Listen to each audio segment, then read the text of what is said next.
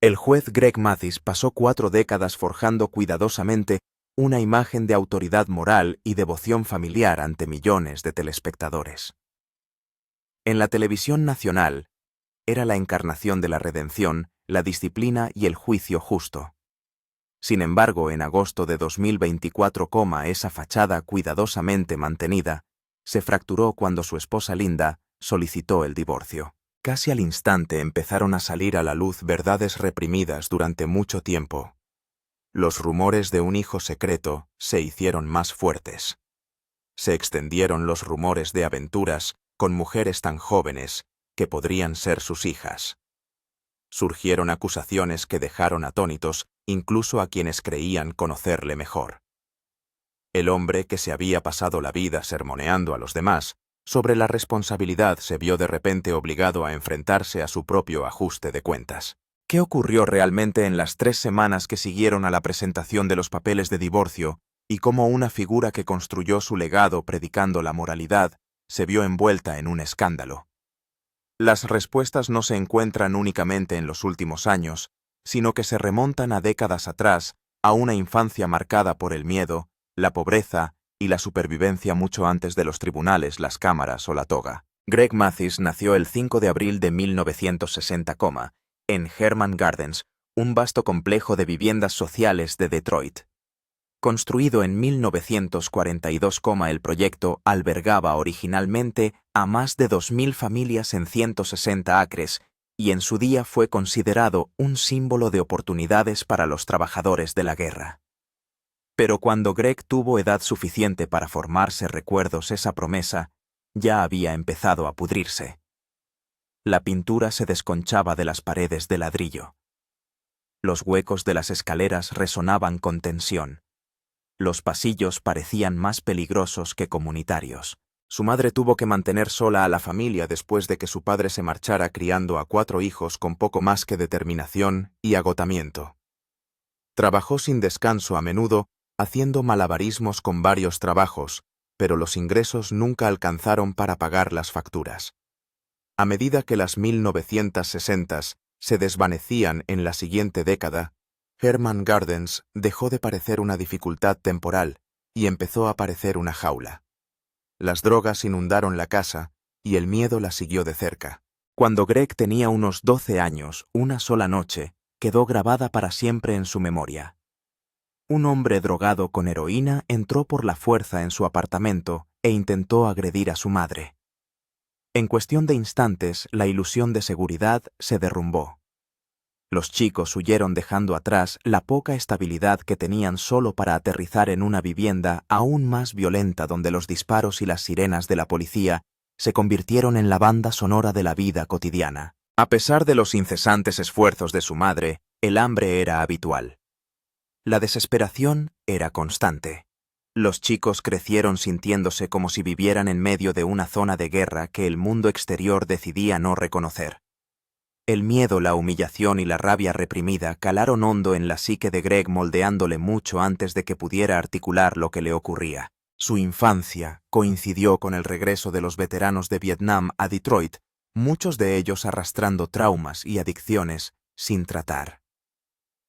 La heroína se extendió rápidamente por los proyectos y a los pocos años del nacimiento de Greg, Herman Gardens se deterioró hasta convertirse en uno de los enclaves más peligrosos de la ciudad. A principios del 1970, los traficantes de drogas, a menudo antiguos soldados, operaban abiertamente. Los vecinos dejaron de confiar los unos en los otros. Las puertas permanecieron cerradas y las ventanas enrejadas. Las escuelas se convirtieron en ollas a presión donde la violencia se cocinaba a fuego lento justo bajo la superficie, y las bandas se labraban territorios en los patios de recreo como si fueran campos de batalla. Greg no se mantenía al margen de este mundo. A los 10 años cayó en la pequeña delincuencia junto a otros chicos de los barrios marginales. Robaban comestibles, entraban en edificios. Lo que empezó como supervivencia se endureció rápidamente hasta convertirse en rutina. La violencia estaba en todas partes. A los 13 años, Greg recibió un disparo durante un atraco. Para una persona ajena, ese momento debería haber sido un punto de inflexión. Para Greg, supuso la confirmación de que realmente pertenecía a las calles. En su mundo significaba ganarse el respeto. A los 15 años los arrestos se acumulaban. Robo de carteras, allanamiento de morada. Los problemas se volvieron cíclicos, casi predecibles. La escuela luchaba por contener el caos que lo rodeaba. Comenzó en la escuela primaria Herman Gardens, intentando aprender en medio de constantes interrupciones.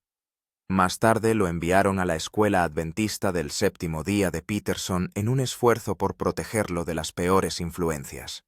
Pero las calles seguían llamándolo a casa. Cuando llegó a Wayne Memorial High School, la presión se hizo insoportable.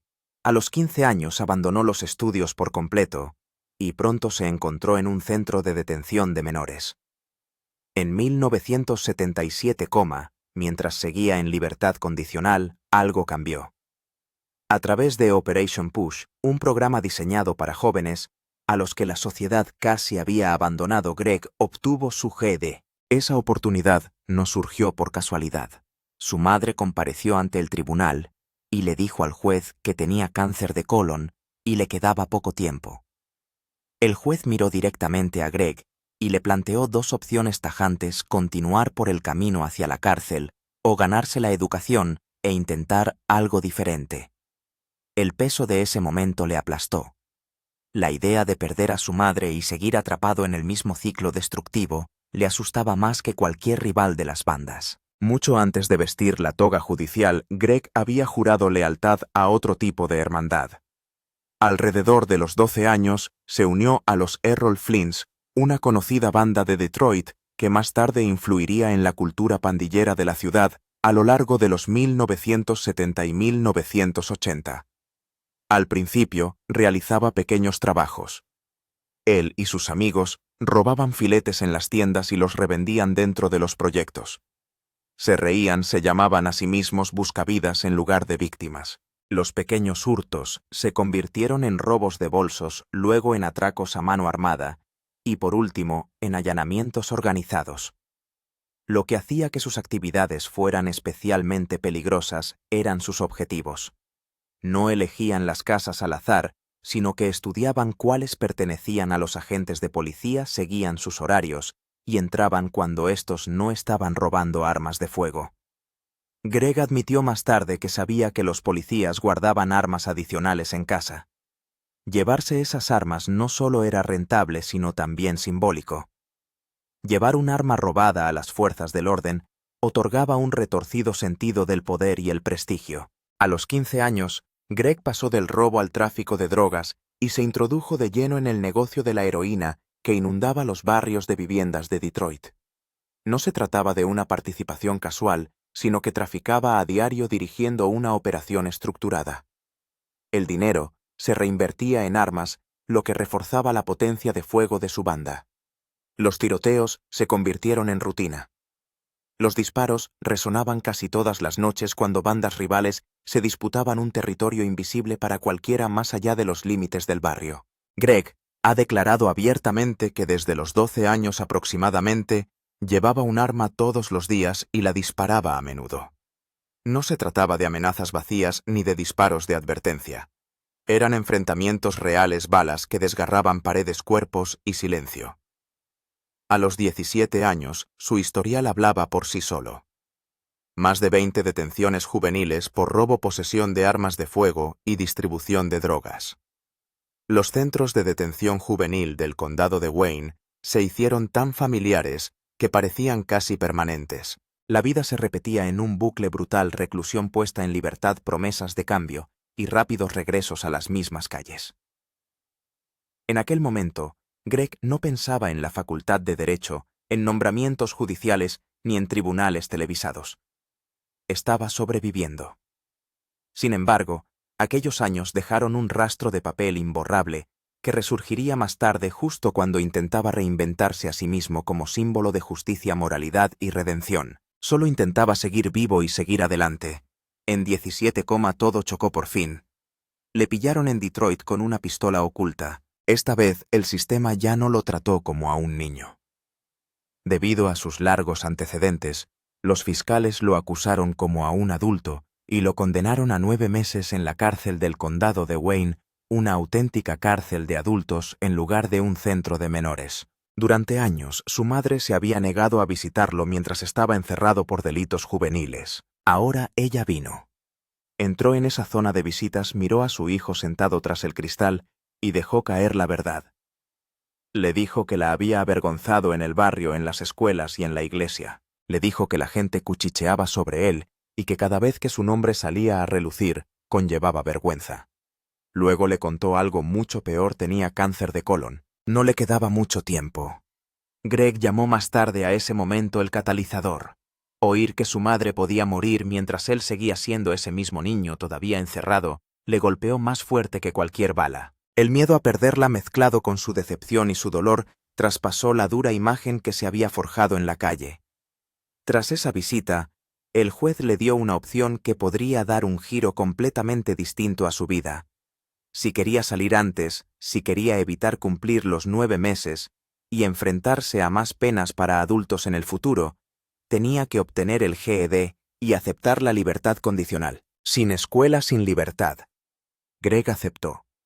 Debido a esa decisión, fue puesto en libertad al cabo de unos 3 meses en lugar de cumplir toda la condena. Una vez fuera, se trasladó enseguida a un programa como Operation Push para terminar su GED mientras seguía en libertad condicional. Cuando lo aprobó, no paró. Unos 6 meses después, a 18, se matriculó en la Eastern Michigan University. El mismo chico que había estado vendiendo heroína y robando armas estaba ahora sentado en las aulas de la universidad descubriendo la administración pública y el activismo. Su camino empezó a cambiar de soldado, de una banda, a alguien que podía estar en un tribunal por una razón diferente. Esa transformación es en lo que la gente piensa ahora cuando lo llaman símbolo de la redención. Siguió escalando. En los primeros 1980, mientras mucha gente aún le conocía solo como antiguo alborotador, Greg molía en silencio. De 1983 a 1987, asistió por las noches a la Facultad de Derecho de la Universidad de Detroit Mercy. Durante el día trabajaba. Por la noche estudiaba. Finalmente, el 17,1987, de mayo, obtuvo el título de doctor en Derecho. Pero el pasado no le abandonó tan fácilmente. Cuando solicitó su licencia de abogado en Michigan, el Colegio de Abogados se la denegó. No una, sino 3 veces, entre 1987 y 1988, Sobre el papel, las cifras parecían brutales.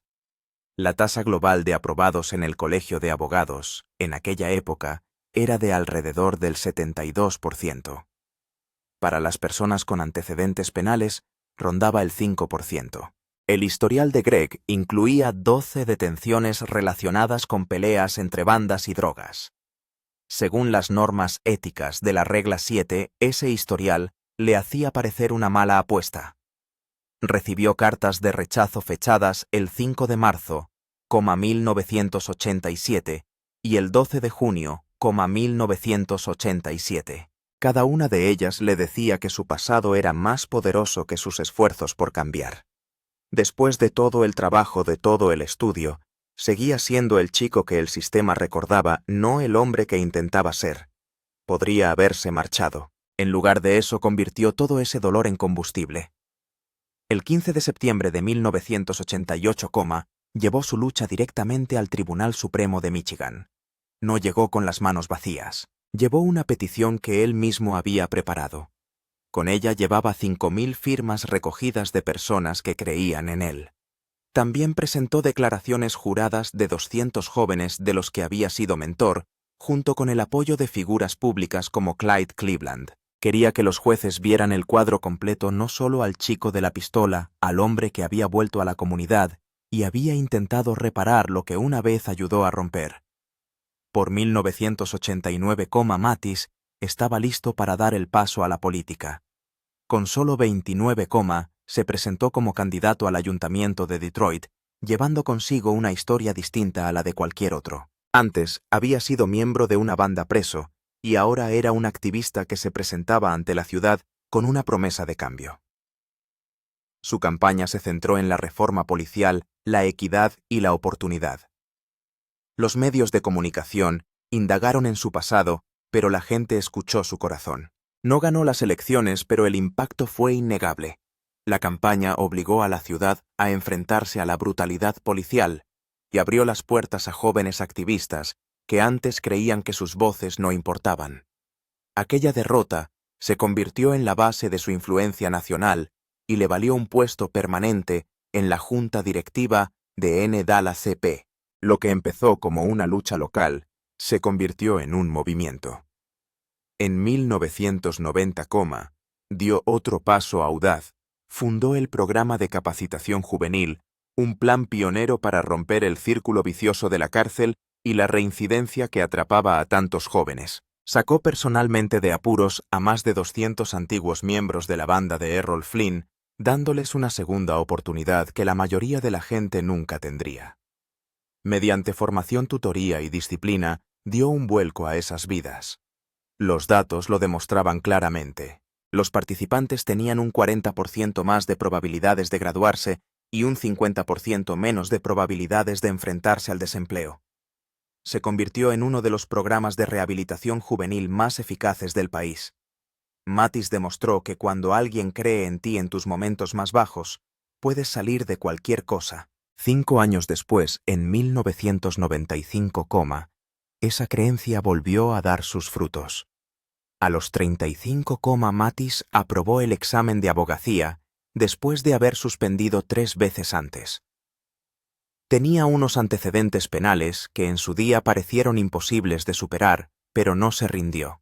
Ese mismo año, el alcalde Dennis Archer lo nombró juez interino del Tribunal del Distrito 36 de Michigan. El chico que antes estaba en una celda de la cárcel, ahora se sentaba tras el banquillo. Se convirtió en el juez más joven de la historia de Michigan, un símbolo de redención que se extendió mucho más allá de Detroit. Su sala de vistas reflejaba su trayectoria firme, justa y llena de compasión. Cada veredicto recordaba a la gente que las segundas oportunidades podían reconstruir una ciudad. Ese mismo año Mathis se presentó a las elecciones y ganó de forma aplastante, obteniendo el 78% de los votos. El eslogan era sencillo pero poderoso: segundas oportunidades. Conectaba con todos los que alguna vez habían sido subestimados. Sus antecedentes como ex recluso le dieron credibilidad en los barrios que no confiaban en el sistema. La historia de su ascenso de recluso en 17 a juez en 35, llegó a los titulares nacionales. Cuando antes le denegaron la licencia de abogado, recurrió al Tribunal Supremo de Michigan y ganó. Esa victoria abrió la puerta a otros como él. Su éxito dijo a los jóvenes de Detroit que sus historias no tenían por qué acabar igual que empezaron. En 1997, el juez Mathis estaba convirtiendo su visión en sistemas. Puso en marcha el primer programa de tribunales de veteranos de Detroit, centrado en mantener a los delincuentes no violentos fuera de la cárcel. En lugar de castigo, ofreció un propósito. Desvió a más de 1.200 personas del encarcelamiento, sustituyendo el tiempo de prisión por formación y puestos de trabajo. Reclutaba personalmente a los mentores y visitaba semanalmente las cárceles para hablar con los reclusos sobre la redención y el respeto. Su planteamiento escandalizó al establecimiento, pero funcionó mejor de lo que nadie esperaba. Los participantes recibieron asesoramiento, inserción laboral y orientación. La mayoría nunca reincidió. Era la prueba de que la empatía podía curar lo que el castigo nunca pudo. Entre 1997 y 1999, su sala de vistas acaparó la atención por un motivo totalmente nuevo. Empezó a sobreseer casi el 40% de los casos menores de drogas, sustituyendo las penas de cárcel por trabajos comunitarios. Creía que las calles no necesitaban más vidas rotas, sino una transformación. En 2 años la reincidencia descendió un 65% en su distrito. Asignó a los jóvenes delincuentes la limpieza de barrios, la tutoría de niños o la ayuda en centros comunitarios. Cada proyecto convertía el castigo en orgullo. Las cárceles de Detroit se vaciaron y sus comunidades empezaron a reconstruirse. Mathis siguió apareciendo. Semana tras semana visitaba cárceles por todo Detroit, hablando cara a cara con reclusos que habían perdido la esperanza. Creó el programa Peer Prisoner Education Empowerment and Respect, educación, capacitación y respeto de los reclusos, y lo extendió por todo el país. Cientos de reclusos pasaron por su red de mentores, muchos de los cuales se convirtieron ellos mismos en mentores. Era el cambio multiplicado de hombre en hombre. Su conexión con la comunidad negra se hizo más fuerte, ya que la gente le veía como alguien que comprendía, no como alguien que juzgaba. En 1998, su reelección confirmó hasta qué punto la gente confiaba en él. Obtuvo el 85% de los votos, un margen récord para su corte. Su imparcialidad, especialmente en los casos de tenencia de armas, le hizo ser respetado tanto por la policía como por el público.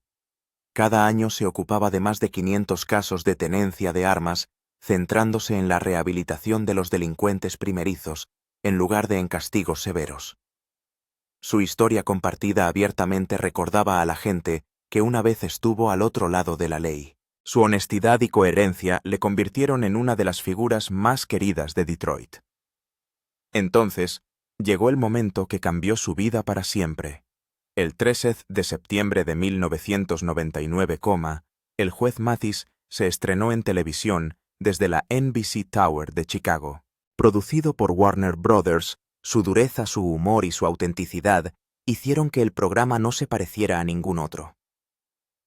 La gente de todo Estados Unidos vio a un juez que hablaba su idioma, que entendía su dolor y que podía convertir los momentos de los tribunales en lecciones de vida. En pocos años, el programa se emitía en los 50 estados y en Canadá 5 días a la semana. En 2023, había producido más de 3.900 episodios. Detrás de cada risa y de cada sermón, había un hombre que había vivido lo que predicaba. Durante 24 temporadas se ocupó de más de 13.000 casos de demandas de menor cuantía en el programa, convirtiéndolo en una de las series de tribunales más longevas de la historia. Los litigantes recibían entre 150 y 300 por comparecencia. Con los viajes cubiertos, pero el verdadero atractivo era el propio juez Mathis. Su humor, su inteligencia callejera y su compasión convertían la sala del tribunal en entretenimiento y educación a la vez. En 2018, se había convertido en el presentador negro más veterano de la historia de los programas judiciales, solo superado por la juez Judy. Había hecho lo que pocos habían podido hacer nunca: fusionar la verdad, la ley y la humanidad en la televisión nacional. A partir de 2000 su trabajo siguió ganando reconocimiento. El juez Mathis ganó varios premios NAACP Image Awards, y en abril de 2018, volvió a hacer historia al ganar el Emmy diurno al mejor programa jurídico, la primera vez que un jurista negro recibía ese honor. Durante su 20ª temporada, aceptó el premio con gratitud, dando las gracias a su equipo diverso y pidiendo más inclusión en la televisión. Sus premios no eran solo por la fama, sino por el impacto, por recordar a millones de espectadores que las segundas oportunidades no eran una fantasía. Filmado ante el público en directo, su programa se hizo famoso por su cruda energía y sus momentos emotivos. Multaba a los padres morosos, reprendía a los acusados perezosos y convertía las pequeñas reclamaciones en lecciones morales. Su agudo ingenio y su honestidad emocional llenaban la sala, creando momentos que a menudo se convertían en virales. La gente no solo lo veía, lo sentía. Cada episodio llevaba el mismo mensaje que guiaba su vida. No importa por dónde empieces, la redención es real. El juez Greg Mathis conoció a Linda Reese en la Eastern Michigan University, y solo unos meses después de perder a su madre se casó con ella el 1 de junio de 1985. Juntos construyeron una familia que pronto se convertiría en una de las más reconocidas de la televisión. Sus 4 hijos: Jade, nacida en mayo de 1985, Camara, en octubre de 1987, Greg Jr. en enero de 1989, y Amir, en julio de 1990, crecieron en Detroit, rodeados tanto de disciplina como de amor. Linda se ocupó del hogar y las finanzas mientras Greg se abría camino en el mundo legal, y en 1995, con solo 35, se convirtió en el juez electo más joven de Michigan. Su éxito no fue solo profesional, se cimentó en la fortaleza familiar, el sacrificio y la fe. Ese mismo vínculo les siguió hasta Hollywood, décadas después, cuando Greg recibió una estrella en el Paseo de la Fama en mayo de 2022, convirtiendo a un chico de Detroit en un símbolo de resiliencia. Su unidad se enfrentó a su prueba más pública cuando Greg Jr. salió del armario como gay durante el estreno de Mathis Family Matters en junio de 2022, La revelación se emitió en directo en la televisión nacional, cogiendo desprevenido incluso a su padre. Greg Jr. había temido el juicio del mundo y la posible mancha en la reputación de su padre por lo que había llevado su verdad en silencio durante años, pero aquella noche lo cambió todo. El juez Mathis admitió que estaba dolido que su hijo se había sentido inseguro al compartir una parte tan importante de sí mismo. Pero al cabo de unos instantes, se mantuvo firme a su lado. Las cámaras lo captaron, el amor, las lágrimas y la promesa de que nadie haría daño a su hijo sin enfrentarse a él primero. El episodio atrajo una atención masiva, elevando los índices de audiencia casi un 30% y convirtiendo su momento personal en una conversación a escala nacional sobre la aceptación en las familias negras. El viaje de la familia ya estaba bajo los focos a través de Mathis Family Matters, que se emitió en junio de 2022, y abrió las puertas a sus vidas privadas. Mostró sesiones de terapia, disputas inmobiliarias, tensiones entre hermanos y momentos de risa que recordaban a los espectadores su humanidad. La franqueza dio sus frutos. En 2023, la marca Mathis había crecido hasta convertirse en un imperio de $20 millones, con avales, negocios inmobiliarios y nuevas asociaciones. Greg Jr., licenciado en Ciencias Políticas por la Universidad de Michigan, aprovechó su experiencia en la política de Washington, D.C., para ampliar sus empresas. Linda gestionaba las finanzas, los contratos y los bienes, mientras Greg filmaba hasta 260 episodios judiciales al año. Los espectadores se sentían atraídos no solo por la ostentación, sino por la honestidad de todo ello, por la forma en que esta familia dejaba ver al mundo tanto sus grietas como su fortaleza. Detrás de cada éxito, sin embargo, Linda Mathis seguía siendo la fuerza constante. Había construido su propia fundación mucho antes de la fama televisiva, abriendo 5 centros preescolares que atendieron a miles de niños. Su tranquila mentalidad empresarial dio forma a la riqueza de la familia y ayudó a asegurar el patrimonio neto de $5 millones de Greg. Organizaba apariciones, negociaba acuerdos y mantenía la paz cuando la fama empezaba a tirar de ellos. Incluso después de solicitar el divorcio en agosto de 2024, Greg y sus hijos seguían atribuyéndole el mérito de haber creado la estabilidad que les mantuvo con los pies en la tierra durante décadas.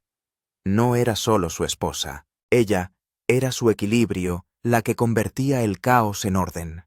El 21 de octubre de 2024, Greg se encontraba en una playa de Cabo San Lucas oficiando la boda de su hijo Greg Jr. con Elliot Cooper. El viento del océano arrastraba el sonido de las risas mientras ambos padres, el juez Mathis y el sargento Calvin Cooper, dirigían la ceremonia. Greg Jr. y Elliot se habían conocido en 2016 y Cabo era su lugar especial, el sitio de su primer viaje romántico. La boda se sintió como un momento que cerraba el círculo. Durante años la familia había luchado contra el juicio y la incomprensión, y ahora aquí estaba Greg bendiciendo la unión de su hijo delante de todo el mundo. Los amigos lo calificaron de sanador. La pareja prometió una ceremonia más grande en Los Ángeles y habló abiertamente de formar una familia. Fue un momento de pura paz para el hogar Mathis, pero no todos los momentos vinieron acompañados de sonrisas. El 23 de agosto de 2019, Greg se enfrentó a una controversia pública cuando un aparcacoches le acusó de escupirle a la salida del Floods Bar and Grill de Detroit. La disputa comenzó por unas llaves perdidas del Rolls-Royce y acabó en los titulares de todo el país. Greg admitió haber gritado pero negó haber escupido. La policía buscó pruebas pero el acusador desapareció y el caso se archivó. Años más tarde, en julio de 2023, llegó otra tormenta cuando un trabajador municipal llamado Ricardo Acosta Afirmó que Greg le había amenazado con una pistola después de que su camión bloqueara la entrada del juez. Acosta presentó una denuncia en la que afirmaba que Matisse había entrado corriendo en su casa, había vuelto con un arma de fuego y había gritado: «¡Voy a reventar una gorra!». La policía de Los Ángeles no encontró pruebas sólidas y no se presentaron cargos, pero los titulares perduraron. El abogado de Greg calificó de falsas las afirmaciones enmarcándolas como otro intento de manchar su nombre. Luego llegó el año de las rencillas y los rumores. Greg se enfrentó públicamente al rapero 50 Cent por un proyecto cinematográfico, The First Lady of BMF, The Tonsa Welch Story.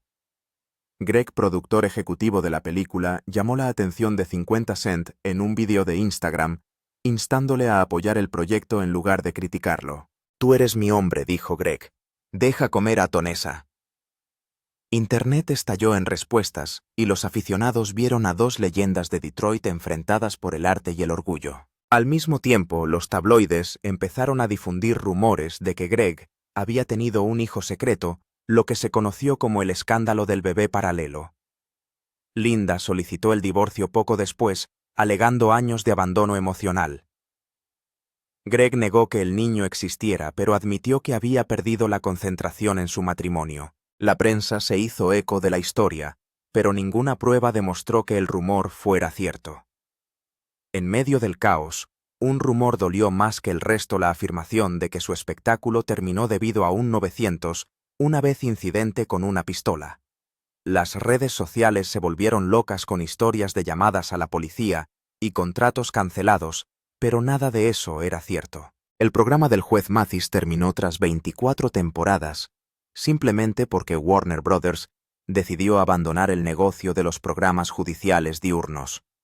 El último episodio se emitió el 25 de mayo 2023, marcando el final de una era, no de un escándalo.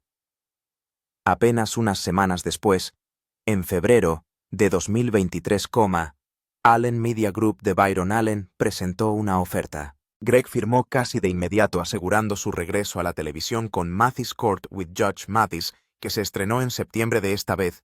Su hijo Amir se unió a él como alguacil, convirtiendo el programa en un asunto familiar. Era un nuevo capítulo, uno construido sobre el legado y la redención. Para 2025, la serie promediaba 2 millones de espectadores semanales, lo que demostraba que su público nunca se iba. Incluso cuando resurgían viejas acusaciones, los fans se quedaban.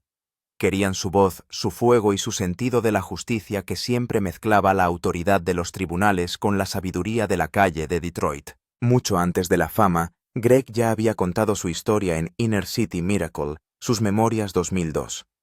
Escribió sobre su infancia en los proyectos Herman Gardens de Detroit, su paso por la banda de Errol Flynn y el momento decisivo en que un juez le dio una última oportunidad para cambiar. Trabajó en McDonald's, obtuvo el GED y estudió Derecho. El libro vendió más de 500.000 de ejemplares y financió programas juveniles de vuelta a Detroit, dando a los niños la segunda oportunidad que él una vez necesitó. Ese libro se convirtió en el alma de todo lo que construyó después.